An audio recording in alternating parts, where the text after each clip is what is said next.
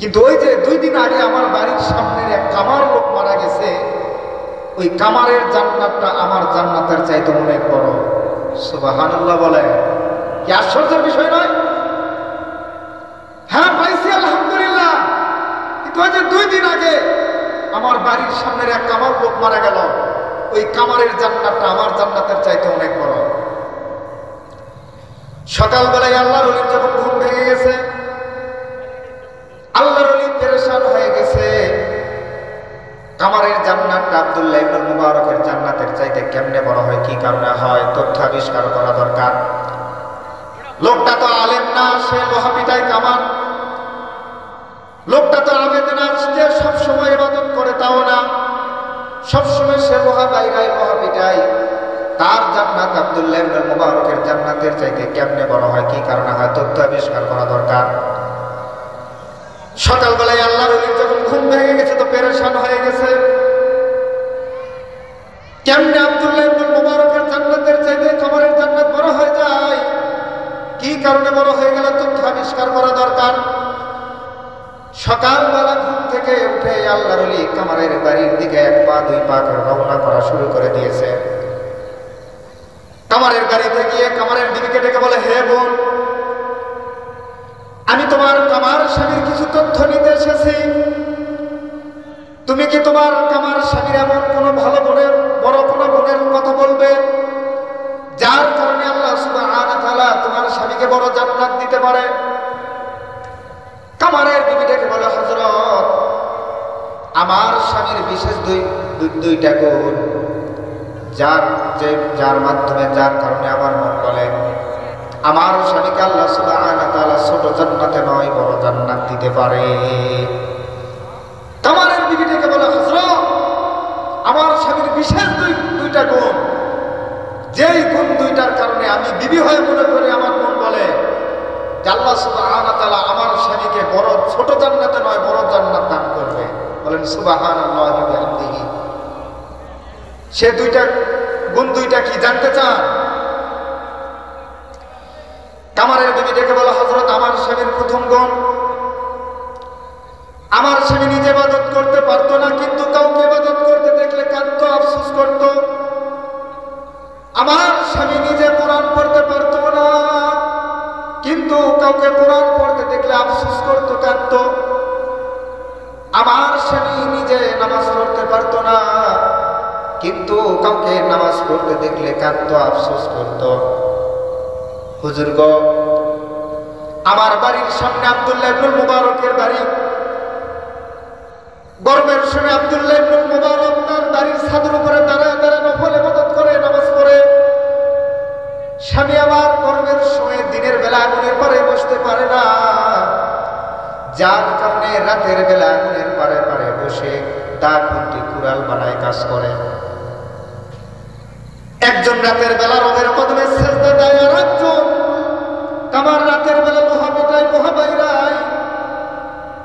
স্বামী আমার কাজের ফাঁকে ফাঁকে যখন আব্দুল্লাহ ইবনে মুবারকের ছাদের দিকে তাকাইতো, আর ওই সময় যখন আব্দুল্লাহ ইবনে মুবারককে নামাজ পড়তে দেখতো, ওই সময় দাঁড়ায় যেত আর হাউমাউ করে কান্নাকাটি করতো, আর বলতো, মালিক, ওগো আল্লাহ, আজব তোমার বন্টন। একজন আলেম আবেদ বানাইলা, আমার হাতে লোহার হাতুড়ি ধরাইয়া দিলা। ও মালিক, তুমি যে আমার হাতে লোহার হাতুড়ি ধরাইয়া দিছো, এই জন্য আমি নারাজ না, মালিক নারাজ না। কিন্তু তুমি যদি আমাকে আব্দুল্লাহ ইবনে মুবারকের মতো একটু ধন দান করতা, ইলম দান করতা, আমি কামার রাতের বেলা লোহা পিটানোর মানুষ না, মালিক লোহা পিটানোর মানুষ না।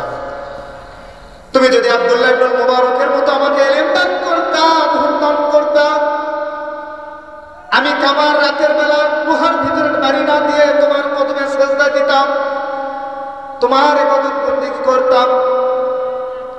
কামারের বিবিটাকে বলে, হযরত, এই যে আমার স্বামীর অন্তরে ইবাদতের যে একটা লোভ ছিল, একটা আশা ছিল, যার কারণে আমি বিবি হয়ে মনে করি, আমার মন বলে আল্লাহ সুবহানাহু ওয়া তাআলা আমার স্বামীকে নেককার হিসেবে গণ্য করে নিয়েছে। সুবহানাল্লাহি ওয়া বিহামদিহি। কামারের বিবিটিকে বলে হযরত এটা আমার স্বামীর প্রথম গুণ। নিজে কোরআন পড়তে পারতো না, কিন্তু কাউকে কোরআন পড়তে দেখলে আফসোস করতো, হাউমাউ করে কান্নাকাটি করতো। নিজে নামাজ পড়তে পারতো না, কাউকে নামাজ পড়তে দেখলে আফসোস করতো, কান্নাকাটি করতো। কিন্তু আজকে বড় দুঃখ আর পরিতাপের বিষয়, আজকে নামাজের পর নামাজ চলে যায় আপনার আমার কাছ থেকে, কিন্তু কিঞ্চিত পরিমাণ কোনো আফসোস হয় না। কি আফসোস হয়? আফসোস হয় না। কিতাবের ভিতরে আসছে নেক নিয়তে, খালেস নিয়তে যদি অন্তত আফসোস অন্তত যদি করতে পারতাম, আল্লাহ সুবহানাহু ওয়া তাআলা আপনাকে আমাকে নেককার হিসেবে গণ্য করে নিয়ে নিত। কিন্তু কোনো প্রকার কোনো আফসোস হয় না, বড় দুঃখ আর পরিতাপের বিষয়। কামারের বিবি ডেকে বলে হযরত এটা হলো আমার স্বামীর প্রথম গুণ। কামারের বিবি ডেকে এবার বলে হযরত আমার স্বামীর দ্বিতীয় গুণ হলো আমার স্বামীর কাজ করার সময় যখন আল্লাহ সুবহানাহু ওয়া তাআলার নাম শুনতো, আওয়াজ আসতো, ওই সময় আমার স্বামীর অন্তরে, আমার স্বামীর শরীরে আর কোন প্রকার কোনো শক্তি থাকতো না। আমার স্বামী যখন লোহা দ্বারা যখন লোহার ভিতরে বাড়ি মারতো, কাজ করত, ওই সময় যদি আযান কানে আসতো, আমার স্বামীর হৃদয়টা কাঁপে উঠতো, থরথর করে কাঁপতো। আযান শোনার পরে আমার স্বামী কাজ করার মতো আর কোন প্রকার কোন শক্তি তার শরীরের ভিতরে থাকতো না। লোহার হাতুড়ি দ্বারা যখন লোহার ভিতরে বাড়ি মারতো, ওই সময় যদি আযান কানে আসতো, হাতুড়িটাকে আর সামনের দিকে ফালাইতো না, পিছনের দিকে ফালাই দিত, আর ওইখানে দাঁড়াই যেত, দাঁড়ায় বলতো আল্লাহ। এই লোহার হাতুড়ি দ্বারা লোহা বাইরাই, যার কারণে মানুষ আমাকে কামার বলে বলে ডাক দেয়। ও মালিক, তুমি তো দেখলে লোহার ভিতরে বাড়ি মারার চাইতে তোমার কদমে সেজদা দেওয়ার গুরুত্বটা কিন্তু আমার কাছে বেশি। তুমি তো লক্ষ্য করলে, তুমি তো দেখলে মালিক, লোহার ভিতরে বাড়ি মারার চাইতে তোমার কদমে সেজদা দেওয়ার গুরুত্বটা কিন্তু আমার কাছে অনেক বেশি। কালকে আমাদের কঠিন ময়দানে, ময়দানে মাহশারে সকলেই আমাকে কামার বলে বলে ডাক দিলেও মালিক তুমি যেন আমাকে কামার বলে বলে ডাক দিও না। কালকে আমাদের কঠিন ময়দানে তুমি আমাকে তোমার একটা বান্দা বলে ডাক দিও, তাহলে আমার এই দিলে শান্তি আসবে, আমার দিলে কোনো প্রকার কোনো আফসোস থাকবে না। কামারের বিবিটাকে বলা হযরত আমার স্বামীর দ্বিতীয় গুণ হলো আমার স্বামী কাজ করার সময় যখন আযান কানে আসতো, আর কোনো প্রকার কোনো কাজের শক্তি থাকতো না, ওই সময় দাঁড়ায় যেত, আর হাউমাউ করে কান্নাকাটি করতো, আর আফসোস করতো।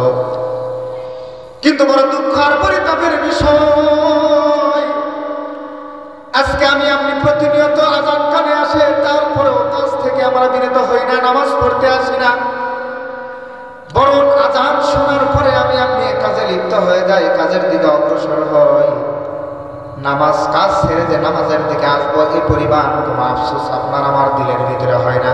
কথা বলেন ঠিক কিনা?